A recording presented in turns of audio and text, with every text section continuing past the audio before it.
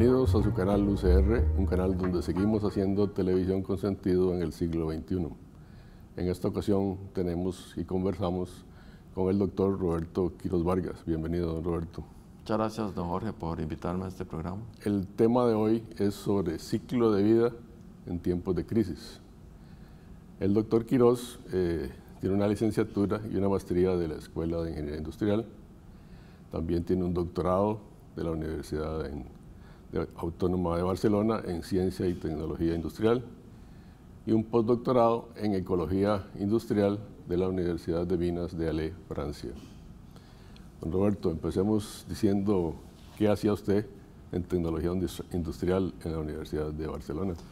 Bueno, lo que hicimos en la Universidad Autónoma de Barcelona fue desarrollar o estudiar metodologías por medio de la disciplina de la ecología industrial, que lo que hace es estudiar el impacto antropogénico de la sociedad sobre el medio ambiente. Básicamente, nosotros lo que hacemos es estudiar los datos que se generan a partir de la producción de un producto, valga la redundancia, y estudiamos los impactos que causa desde la extracción de la materia prima hasta su disposición final. ¿Y su investigación en qué tema fue? La investigación se basó básicamente en el estudio de la biomasa, de los residuos sólidos urbanos, para producir fertilizante orgánico a partir de, digamos, de las frutas, verduras y de los residuos sólidos municipales, producción energética. ¿Y en qué enfatizó en la Universidad de Alès? En la Universidad de Alès lo que fuimos a hacer, o lo que estoy haciendo, fue un desarrollo de lo que se llama simbiosis industrial, que es el aprovechamiento de los flujos energéticos entre grupos de empresas para garantizar la sostenibilidad ambiental. Por ejemplo, si una empresa tiene un flujo residual, que otra empresa lo puede aprovechar para producir energía, para calentar agua. Los residuos sólidos municipales que se generan entre empresas se pueden compostar, se pueden vender, etcétera, generar esas sinergias. Sí, eso da origen a su tema de especialidad en ciclo de vida. Sí. Analizamos hoy ese tema en un momento en el que estamos en crisis, que posiblemente tenga alguna repercusión diferente. Sí, hay varias metodologías que se desarrollan en el campo de la ecología industrial y actualmente también con la economía circular. Entre ellas está el análisis de flujos materiales, la simbiosis industrial, como mencioné, y el análisis del ciclo de vida. Y para nuestros televidentes, ¿qué es economía circular? La economía circular lo que hace es cambiar un modelo de un formato lineal donde los recursos, donde el uso de la energía, los residuos, la energía, los recursos y el agua entran a un sistema, se transforman mediante un proceso de metabolismo industrial y salían de una forma lineal. Ahora lo que se está haciendo es que todos los residuos que salen de ese sistema se integran dentro del ecosistema natural nuevamente, y a esto es lo que nosotros llamamos, entre otras formas, simbiosis industrial o más comúnmente conocido como reciclaje. Pero pasamos de un modelo lineal a un modelo circular. ¿Y ciclo de vida qué significa? Porque es una metodología, me imagino, que surgió con la preocupación ambiental después de la Cumbre de Río. Sí, lo que es el análisis del ciclo de vida toma fuerza en la última década del siglo pasado, en los años 90, como una herramienta o una estrategia para materializar los indicadores del desarrollo sostenible, porque nos permite entender cuáles son los impactos asociados a un producto o servicio desde la extracción de la materia prima, pasando por todas las fases que son básicamente extracción, síntesis, producción, distribución, uso, consumo y disposición final en todas las etapas o los residuos que se generan en esas etapas que mencioné, incluyendo el transporte. ¿Y por qué se llama ciclo si no se cierra el ciclo? Digamos, solamente hay un proceso de ingreso y salida en todas las etapas, pero no cierra el ciclo. Hay dos tipos de ciclos, digamos, lo que se llama, usted puede hacer lo que se llama del nacimiento hasta la muerte, es decir, que los residuos los mandó a un vertedero, pero la nueva concepción de economía circular y ecología industrial es que esos residuos se reintegran al sistema mediante lo que se llama bucles o ciclos cerrados, que es que los residuos se tratan, ¿verdad?, de una manera sostenible para no mandarlos al ambiente y las emisiones también, se tratan y todo lo que se puede reincorporar al ecosistema natural se reincorpora. Entonces sí son ciclos cerrados. Esa es la concepción, digamos, lo que se llama el alcance, que usted lo puede definir desde el nacimiento hasta el vertedero, pero ya el vertedero prácticamente está clausurado en la mayoría de los países desarrollados. Y esas etapas que tiene el ciclo son de orden ambiental, tecnológico, económico o todas las variables. El análisis del ciclo de vida contempla los 3 ejes del desarrollo sostenible, lo que se llama análisis del ciclo de vida ambiental, social y económico. Entonces sí toca todos los aspectos mediante indicadores de sostenibilidad. Sí, porque digamos, poniendo un ejemplo, la energía solar, ahora que estamos en un programa de energía y descarbonización de la economía, la producción de paneles solares. En el origen, puede ser que la producción de paneles solares consuma electricidad producida con hidrocarburos, ¿verdad? Y al final, los desechos, después de 25 años de uso de paneles solares, ¿qué se hace con esos paneles, ¿verdad? Entonces, digamos que ese análisis de ese ciclo de vida podría mejorar el uso de paneles solares para energía fotovoltaica en el mundo en el cual tratamos de usar más fuentes renovables. Sí, el análisis del ciclo de vida permite que una tecnología, digamos, se estudie, digamos, desde su producción, es decir, por ejemplo, el hierro, el cable, todo lo que utilizó para su producción, las fotoceldas. E incluye también el análisis de qué es lo que se va a hacer con esos residuos cuando ya lleguen a su periodo de vida útil. Si vamos a usar el reciclaje, si los vamos a separar y cómo los vamos a reincorporar. Y otra de las ventajas digamos, lo que permite el ciclo de vida es comparar esa energía a base, digamos, esa energía solar, esa energía eólica, esa energía biomásica o geotérmica, las compara entre sí para ver cuál es más sostenible desde el punto de vista ambiental. Esa sostenibilidad ambiental, ¿a qué se refiere? ¿A la emisión de gases producto del consumo de hidrocarburos o a la protección del ambiente? Porque, digamos, en la energía solar, en los grandes proyectos de energía solar, no sé, de 20, 30 megavatios, incluso 200 megavatios, la cantidad de paneles y la extensión que ocupan es inmensa.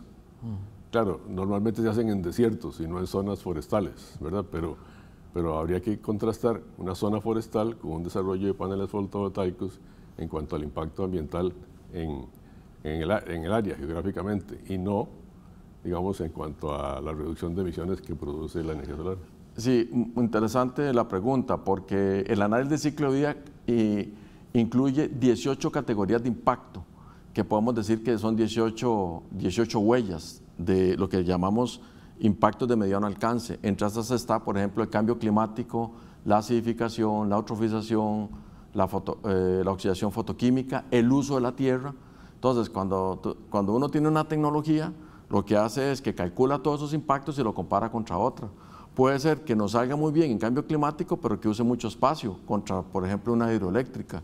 Entonces, esa es lo que se llama, para efectos de toma de decisiones, hacia qué categoría de impacto nos queremos enfocar, y el análisis del ciclo de vida permite determinar. Bueno, Roberto, vamos a hacer una pausa y volvemos con este tema tan interesante.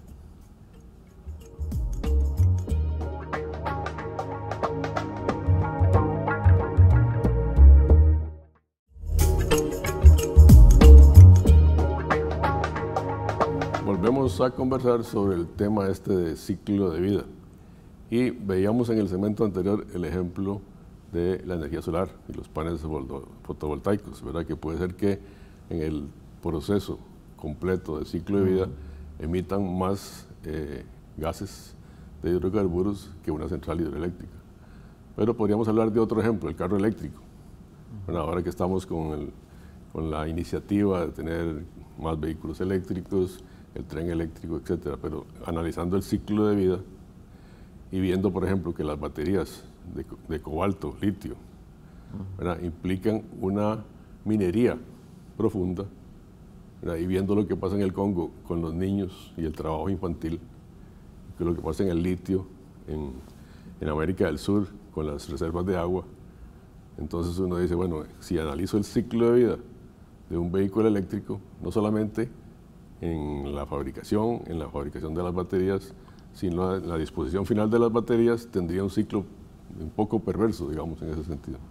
Sí, son de las cosas que permite precisamente, digámosle, si la palabra es esa, evidenciar o descubrir el ciclo de vida, que aunque nosotros la conocemos, pero los entes financiantes y los países desarrollados actualmente piden un ciclo de vida. Ese de las baterías es muy importante y muy interesante, porque no solo es la batería como tal, ¿verdad? Que el litio que está en Bolivia, que se extrae en grandes cantidades, pero también la estación de recarga que usa materiales. Entonces nosotros con el ciclo de vida podemos estudiar todos los componentes que nosotros queramos incluir en ese ciclo de vida, desde el litio, los plásticos, todo lo que tenemos. Entonces evidentemente podemos tener que algunas categorías con respecto al carro, por decirle algo, híbrido, estén más altas que una de un carro eléctrico, ¿verdad? Entonces habría que hacer los estudios, depende de lo que nosotros queramos estudiar. Por ejemplo, en las reservas de fósforo a nivel mundial han decaído mucho, y en el ciclo de vida se evidencia que hay procesos, digamos, la producción de fertilizantes, por ejemplo, que son a base de nitrógeno y fósforo. Entonces podemos evidenciar y trabajar sobre las reservas, sobre los stocks de materiales de estos. Igualmente pasa con el carro eléctrico, incluso la producción de electricidad en China, ¿verdad? Con grandes cantidades de carbón mineral que se explota en diferentes minas, ¿verdad? Entonces hay una evidencia, digamos, de que el ciclo de vida de producción de la electricidad tiene un gran impacto ambiental. Aunque la tecnología haya mejorado mucho y el precio de la electricidad con carbón mineral es el más bajo de todos. Sí, nosotros, el planeta todavía sigue dependiendo en un alto porcentaje de la quema de combustibles fósiles o la combustión de combustibles fósiles para los procesos productivos. China basada en carbón, y entre Estados Unidos y China, que representan alrededor del 45% de las emisiones globales de dióxido de carbono, pues es una evidencia. Y no vayamos muy largo, Jorge. En Costa Rica, aunque tenemos una matriz que el 30% es, si la podemos llamar limpia, a base de los residuos sólidos, a base de la producción hidroeléctrica, el 70% de la energía que se usa para transporte de la industria proviene de la combustión de los combustibles fósiles. Sí, claro, pero eso es otra característica, ¿verdad? Si yo importo vehículos eléctricos, no me estoy dando cuenta de la otra parte del ciclo de fabricación. Entonces yo digo, carros eléctricos, sí, muy bien, no tienen emisiones en Costa Rica. En mi frontera, en mi volumen de control, y las emisiones están controladas. Pero si tomo en cuenta el ciclo de vida, no es así. Sí, claro, el ciclo de vida nos permite a nosotros ver efectivamente que en la etapa productiva, por ejemplo, podamos tener un impacto mayor que cualquier otro tipo de vehículo. Por esa es, digamos, que esta herramienta que es científica y robusta nos permite identificar ese tipo de cosas. Por ejemplo, cuando estamos construyendo un acueducto, si utilizamos hormigón o si utilizamos PVC para el ducto del agua, todas estas cosas, porque podemos comparar el ciclo de vida de un material, digamos, el concreto o el hormigón con el PVC. Entonces podemos hacer análisis, digamos, de ciclo de vida por dentro de todo el ecosistema, o de una parte del vehículo, o toda la producción del vehículo, la producción de energía. Esta es la importancia de esta herramienta, digamos, a nivel de sostenibilidad. Ahora, ¿usted cree que esta metodología de ciclo de vida se origina, digamos, en el proceso de globalización? Que ahora con la crisis del coronavirus, esa globalización está en entredicho, ¿verdad? Los países se están cerrando. Usted ve a Estados Unidos, ve a Rusia, ve a Europa, incluso Costa Rica está cerrado en este momento. Entonces, esa metodología surgió cuando hay un movimiento de comercio internacional muy grande, ¿verdad? Y se puede analizar el ciclo de vida, pero si los países se cierran y la globalización se debilita, entonces el análisis de ciclo de vida tiene algún cambio. Sí, claro. Recordemos que la parte económica siempre está todavía, a pesar de que esto se trata de romper en la década de los 90, ¿verdad? Romper ese paradigma, pero la parte económica sigue prevaleciendo sobre la parte ambiental. De hecho, para este mes de abril estaba anunciado que los países desarrollados, bueno, todos los países que participaron en COP21 en París, iban a anunciar las medidas para mitigar los gases de efecto invernadero. Y la ONU dictaminó, dio un mensaje o un comunicado de que se postergaban las medidas de mitigación que iban a anunciar los países. Entonces, pero bueno, la metodología como tal está ahí. Si nosotros queremos utilizarla en esta pandemia o para analizar cualquier situación, digamos, a nivel mundial, pues es muy efectiva. Bueno. Sí, lo que se planteó en la COP21 en París para las contribuciones determinadas de los países, eso no se va a dar en la próxima conferencia de las partes, seguramente. No, evidentemente que no, porque todavía los Estados Unidos sigue muy cerrada con el asunto de las cuotas de emisiones de CO2 y por ahí China también ahora está... Pero de todas maneras, con la reducción de la circulación de vehículos en el mundo, las emisiones tienen que haber disminuido. Sí. Las emisiones antropogénicas, ¿verdad? Sí, sí. No digo las otras emisiones. Claro, eso se refleja ya.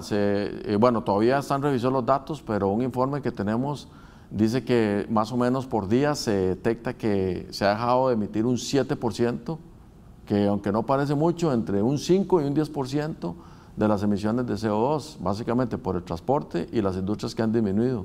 Y ya esto se nota, digamos, a nivel atmosférico. Se estima que durante estos 3 meses o 4 meses que hay de confinamiento, se va a reducir aproximadamente un 7% de las emisiones globales.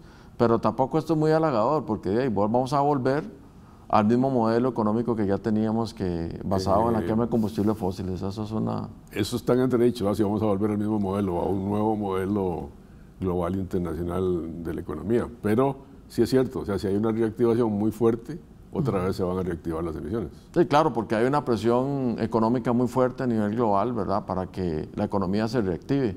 Lo que sí es cierto es que se refleja que si dejamos de utilizar los vehículos en transporte, por cada litro de combustible, se emiten 2.26 kilogramos de CO2 equivalente, que se quema, ¿verdad? Y por cada litro de diésel, 2.67 por ahí kilogramos de CO2 equivalente. Imagínense con este confinamiento lo que se ha dejado de emitir por razón del transporte, ¿verdad? Bueno, vamos a una pausa de nuevo y volvemos con el tema relacionado con la agricultura.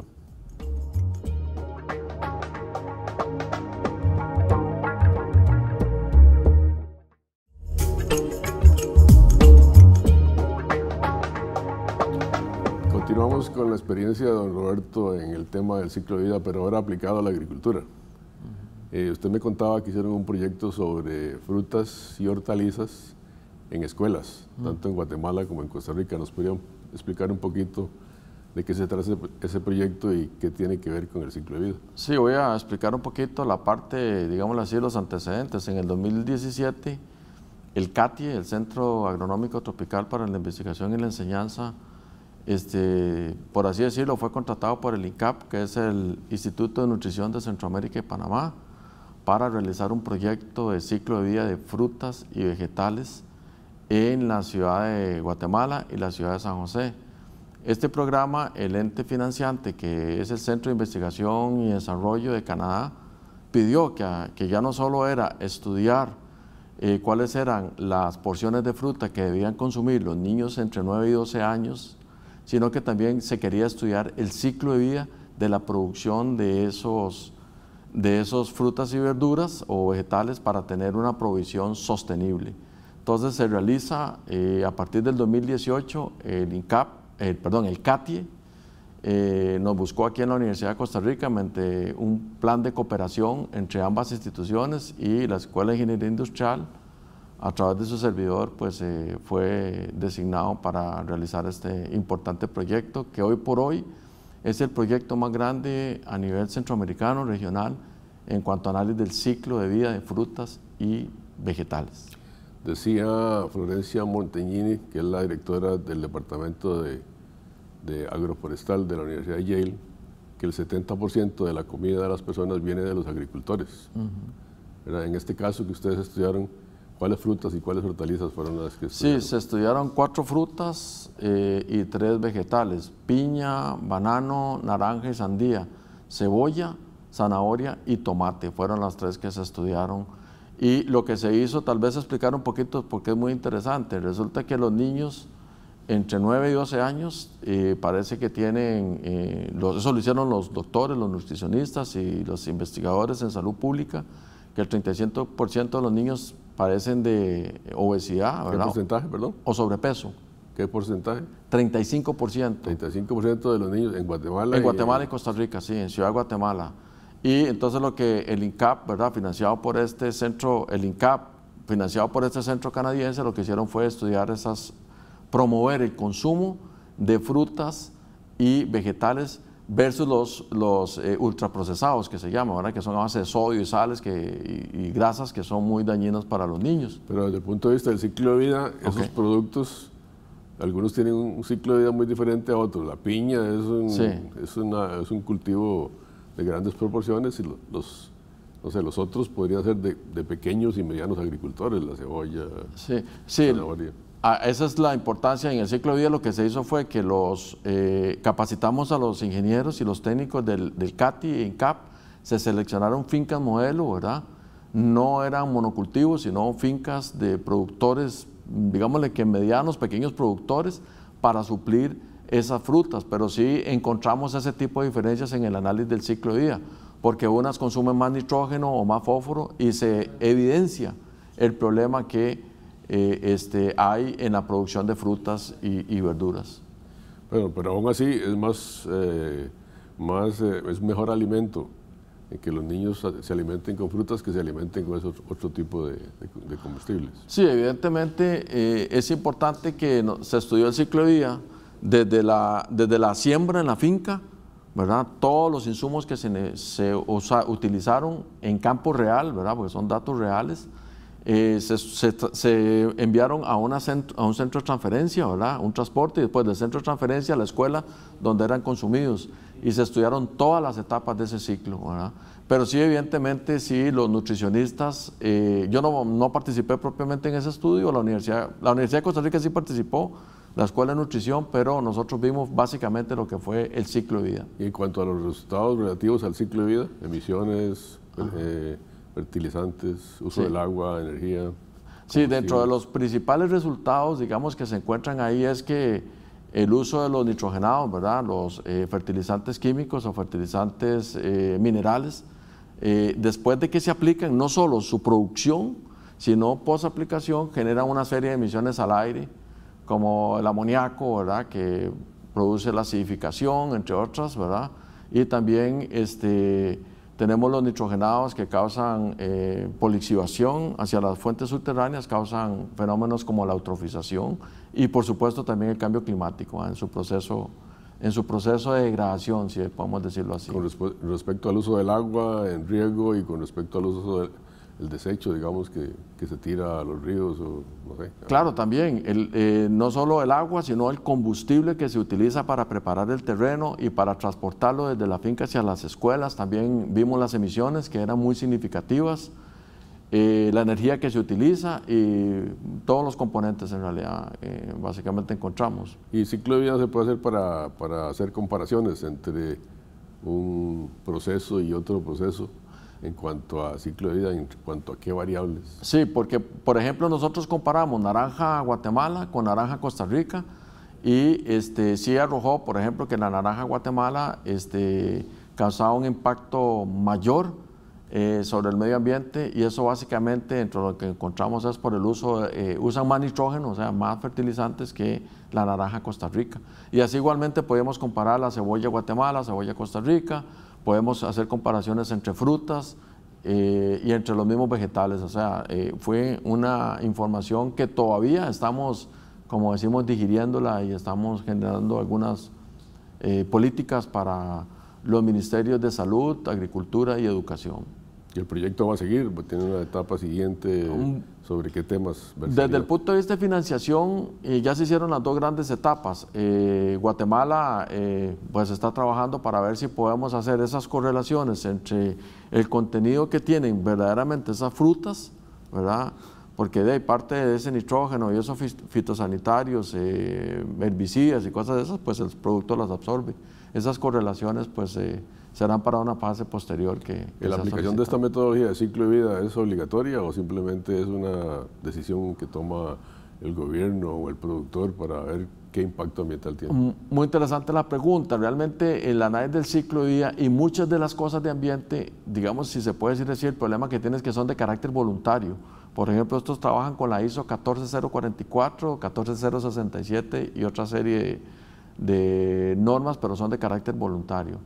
Sin embargo, el MINAE, el gobierno de Costa Rica, por ejemplo, está trabajando lo que son ecoetiquetado tipo 1, tipo 2, tipo 3, que usan el análisis del ciclo de vida como vehículo, por así decirlo, para generar unas reglas de categoría de producto.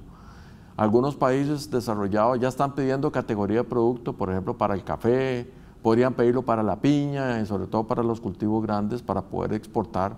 Debemos de estar preparados por eso, pero no es de carácter obligatorio que aparezca en ninguna legislación.